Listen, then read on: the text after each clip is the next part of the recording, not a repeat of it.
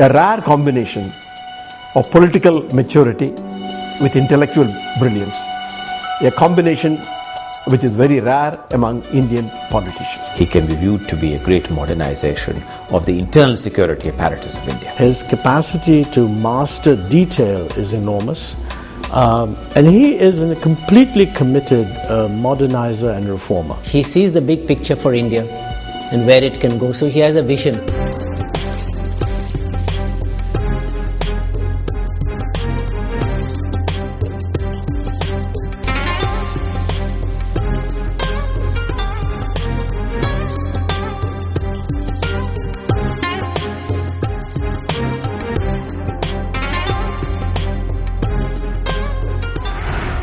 It was in Chennai where we moved when I was very young, in a missionary-run high school, and then Presidency College and Law College.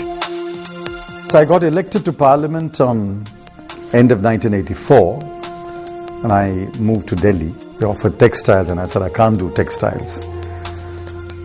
So Rajiv ji said, well, we have nothing else, everything is taken. Then I said, I go back. Then he ran through the list and said, what is this? Personnel, that's the only vacancy available. That's how I became the minister in the Department of Personnel. Huge changes were made. The rules were rewritten. Policies were rewritten. For example, the rules relating to maternity leave were rewritten. There was, I remember, a rule which said that a lady who was unmarried was not entitled to maternity leave. And I said, this doesn't make sense. The maternity leave is for the welfare of the child and the mother. And whether she is married or not, she is a mother, she will be a mother, and there will be a child. So she is entitled to maternity leave irrespective of whether her status was married or not. In the middle of 86, when Shri Arun Nehru fell ill and then had to withdraw from government, he resigned a couple of months later. So I was told to hold additional charge of internal security. For the first time, we took stock of the status of each force. It had never been done before. Just to take stock. Number, recruitment, what weapons they had, what training facilities they had, what training programs they were going through. And the DGs were asked to prepare a status paper. Chidambaram, as Commerce Minister, gave an opportunity for business to get on with business, instead of running to Udyog Bhavan. Within days after the devaluation, I think the first week of July 1991, we were called to say that cash compensatory support will be abolished. And I took the matter to the Prime Minister and said, listen, no Commerce Minister can begin his term by abolishing a concession to the exporters. So it has to be a package. I think Mr. Narasimha Rao saw the point, and Dr. Manmohan Singh also saw the point. So we announced a package. We gave up the inward-looking approach to the broader outward-looking approach.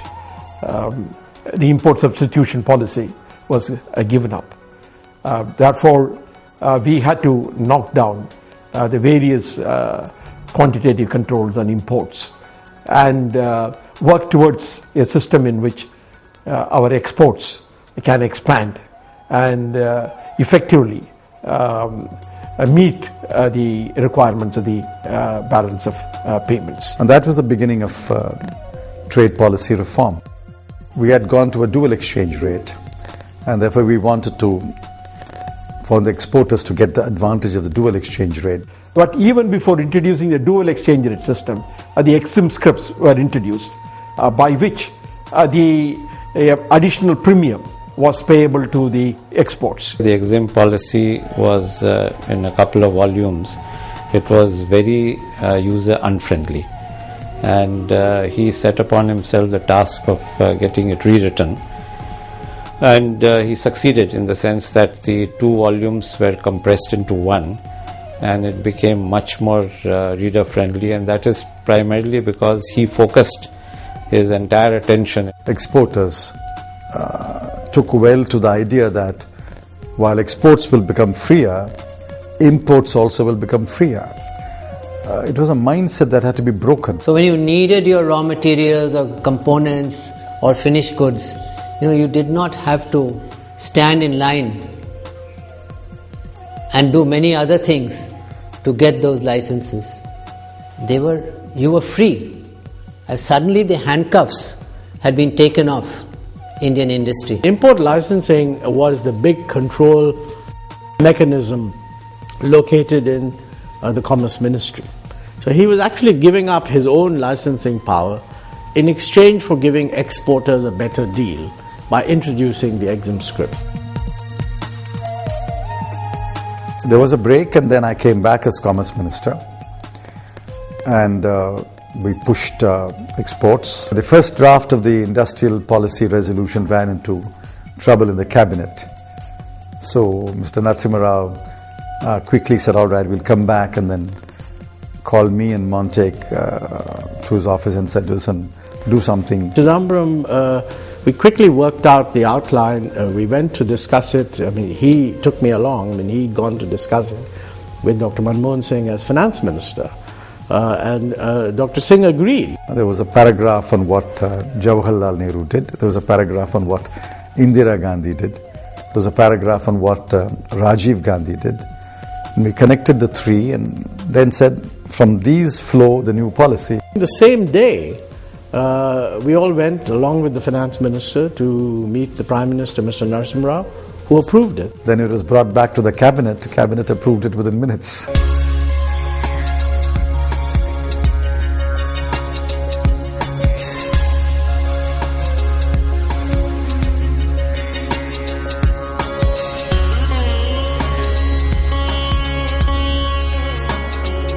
The biggest thing that he did as finance minister when no one was expecting it is the dream budget. You see, he reduced taxes. He incentivized tax payment. All my training told me that high tax rates do not bring more revenue. It's lower tax rates which bring you more revenue. That really led to the best compliance effect, which you can think of, the high point of the Lasser curve, as economists call it, where we really get the optimum principles of low rates with high compliance. On the eve of his taking over as finance minister, the direct tax GDP ratio was only about 3.75, 3.8, and that went up to about 6.3, 6.4, almost close to 6.4 in 2007-8. I'm glad that the three rates that I introduced then, 10, 20 and 30, have survived now for nearly 16, 17 years, and has also survived 4 finance ministers. Three major concerns in terms of the reform of the fiscal structure: widening of the base, reducing the rates, and reducing the exemptions. I think he moved in all of these directions. Well, I had a free hand. The Prime Minister, Devagowda, said you can do whatever you think is appropriate. I said, as long as we are at the crease, let's bat freely. Let's do the things that we want to do. Let's say the things we want to do. And I think for the first time, people recognize that the budget was a powerful platform to canvass ideas. Most important, he changed the mood of the country. And he did this at a time of the Southeast Asian financial crisis.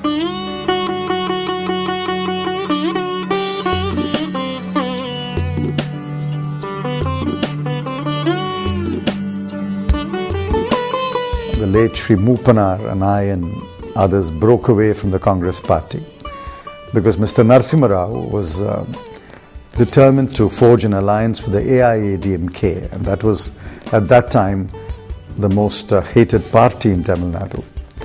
So we said, then under no circumstances can we ally with the AIADMK. He said no, so we left the party, formed our own party. We contested 20 seats out of 40 for Parliament. The remaining 20 went to the DMK. We won all 20. We won the assembly seats we contested. And lo and behold, we were in Delhi offering support to the Congress party to form a government, provided they elected a leader other than Mr. Narasimha Rao. That was the only condition which Mr. Moopanar and Mr. Karunanidhi had asked me to convey. So I came here, met an emissary of Mr. Narasimha Rao.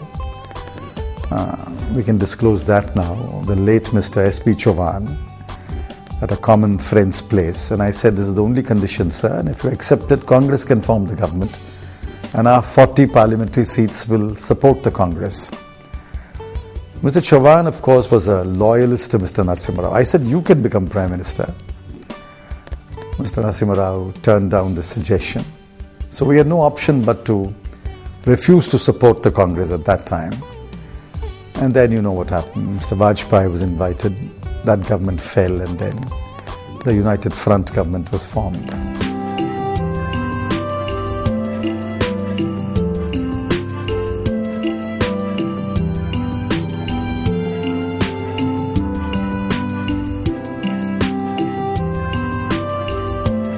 In this very room, Dr. Manmohan Singh was living here. So when I met him after his election, he said, you must help the government. I said, I've just returned to the party. Mrs. Gandhi was kind to ask me to come back to the party and offer me a ticket. I have been away from the party for nearly 7 or 8 years, so I don't expect to become a minister in the government. But then I got a call a couple of days from Mrs. Gandhi first and then the Prime Minister, inviting me to join the government. Even then I didn't know the portfolio. Well, that is the highest growth rate period ever. Average for those 4 years was 8.5. And if you want to understand what 8.5 means, the average for the NDA government, including the last good year under Mr. Jaswant Singh, was 5.8. So 5.8 was turned around to 8.5. And we had 3 years of 9% growth. We could do a massive agricultural loan waiver program. We could expand the education loan program. We rolled out the Narega, now it's Manrega.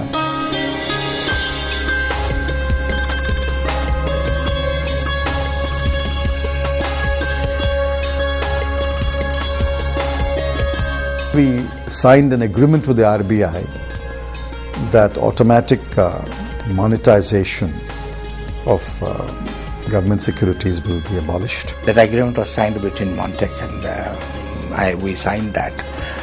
And that was despite some opposition from bureaucracy. Mr. Chidambaram overruled. Similarly, you cannot have a forex market unless the gold import also comes through official channels, and you had to liberalize it.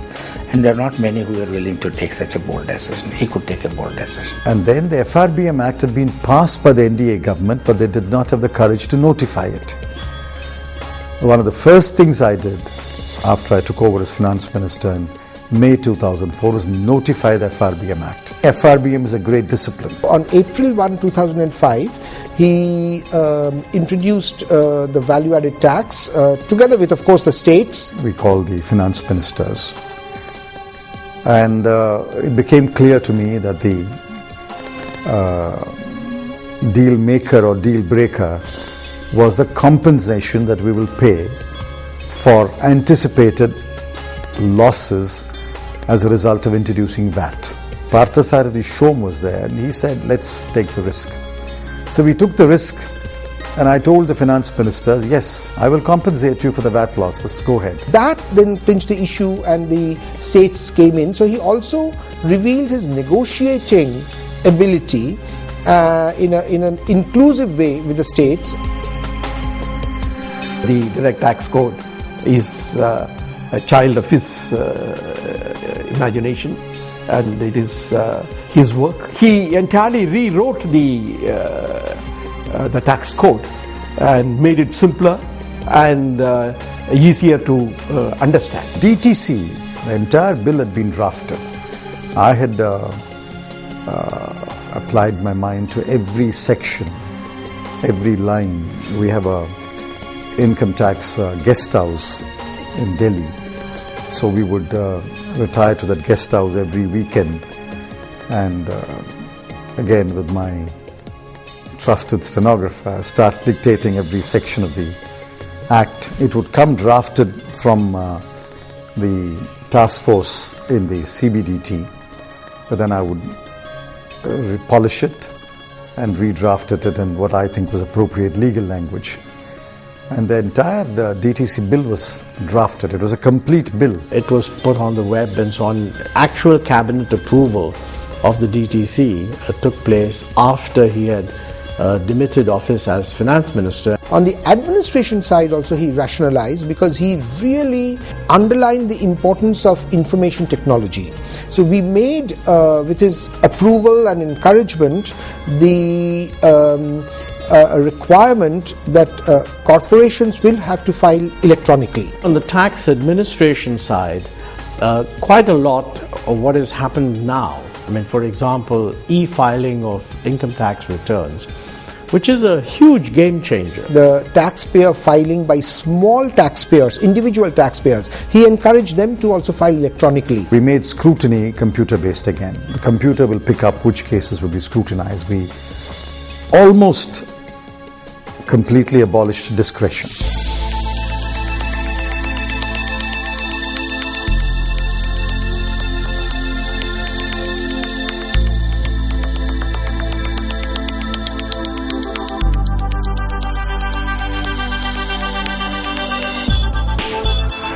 The big slew of items which we began on Bharat Nirman program in terms of extending the reach of credit, in terms of rural road connectivity, in terms of improved access to agriculture and farming, in terms of many initiatives in the area of education and health, I think all suggest that clearly he was seeking not only high rates of growth, but seeking a more egalitarian society. We must understand the way the economy works.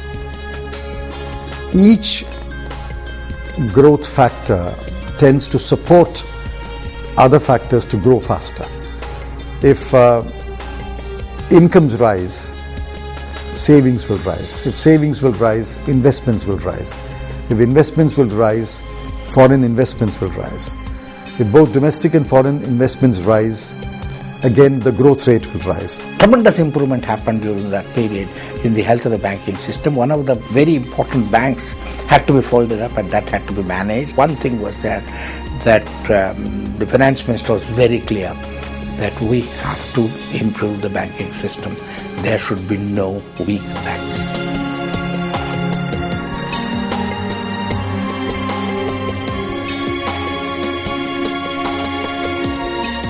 We had governors like Dr. Rangarajan, Dr. Bimal Jalan, and I started the practice of showing the budget speech to the RBI governor before it was delivered. Because I think fiscal policy and monetary policy have to work together. And both of them were fully involved at the final stages. He is very keen on financial inclusion. But of course, he believes in a banking system that is commercially viable. He wants a banking system to be efficient, and he wants any scheme that is introduced to be commercially balanced rather than a subsidized program. A large number of programs where we reached out to the poor and said we will take these programs directly to the poor where possible because of high growth. If there is all-round growth and the growth is sustained over a period of time, even the very poor will come out of poverty. I don't think you need to panic or you need to despair that the poor will never come out of poverty. There are numerous examples of extremely poor countries having banished poverty. If we simply apply ourselves to promoting and sustaining high growth over a long period of time, even the poorest in India will come out of poverty. A rising tide lifts all boats. We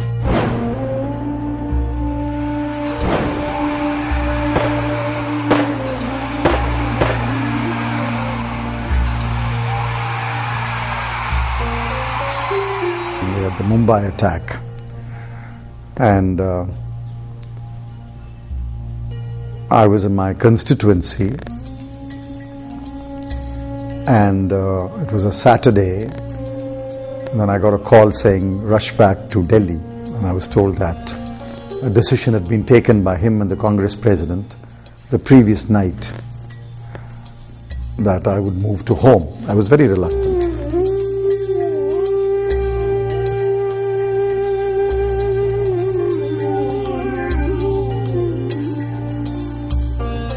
For one reason or another, the 6 months is now extended to a little over 3 years now.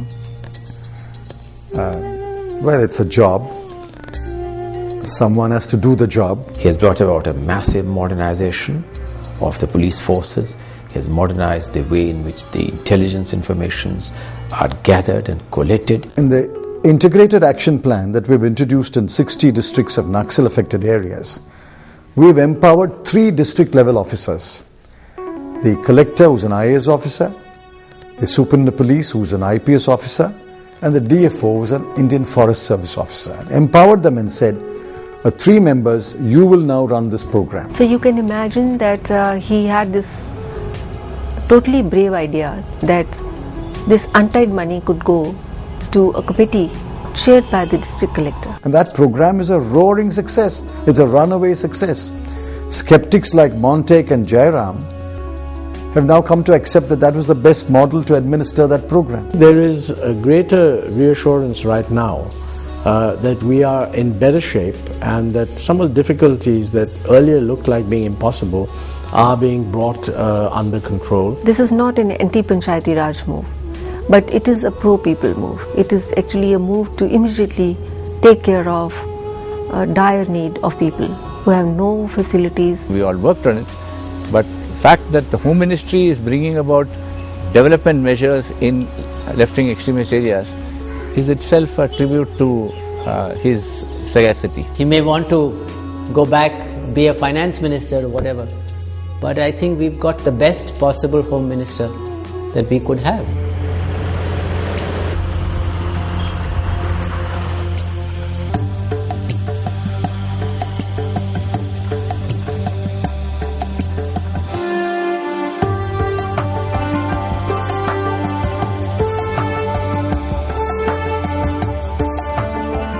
My biggest sense of achievement is that we were able to demonstrate to this country that we can get on to the high growth path and sustain it for 3-4 years. He's maybe impatient, but he's absolutely open to reason. On that, I can definitely say he's pretty transparent about the reasoning. I sincerely hope that he has many, many more years in public life. And I think we need people with that degree of drive and clarity and actually technical and professional competence are all rolled into one. I wish we had more people who are impatient because we need to get India moving faster. So some of the criticisms which are leveled at him are coming from people who may be finding it difficult to deal with him. Those who throw charges know that